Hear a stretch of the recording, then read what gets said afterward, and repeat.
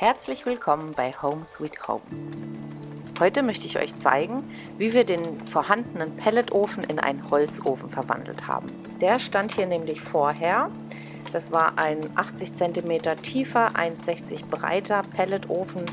Ziemlich hässlich und leider auch kaputt, aber das war wahrscheinlich der ausschlaggebende Punkt, dass wir gesagt haben, das ist jetzt unser erster Angriff. Um euch eine Idee zu geben, wie hässlich das Ding war, möchte ich euch gerne mitnehmen auf unsere erste Besichtigungstour.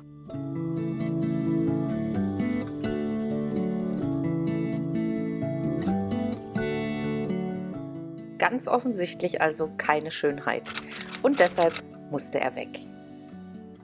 Ausnahmezustand im Wohnbereich. Also für einige Wochen war es wirklich nicht lustig, es war überall Staub, überall Steinchen.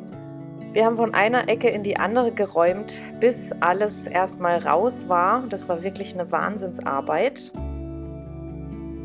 Dann haben wir die Wand vorbereitet. Wir hatten mittlerweile dann auch schöne Steine gefunden. Und dann ging wirklich alles Schlag auf Schlag. Nochmal schnell ein paar YouTube-Videos angeguckt. Meine Devise ist immer Learning by Doing. Man kann alles lernen und es gibt immer ein erstes Mal. Und ganz ehrlich, ich war total begeistert. Es hat mega Spaß gemacht, die Steine anzubringen und auch zu sehen, wie das Ganze Form annimmt und irgendwo ein neues Gesicht bekommt. Vor dem Kamin steht unser Esstisch, was zeitgleich auch Mittelpunkt und Hauptaufenthaltsort unseres ganzen Hauses ist. Ja, und so verbringen wir unsere Abende und freuen uns über das Leben.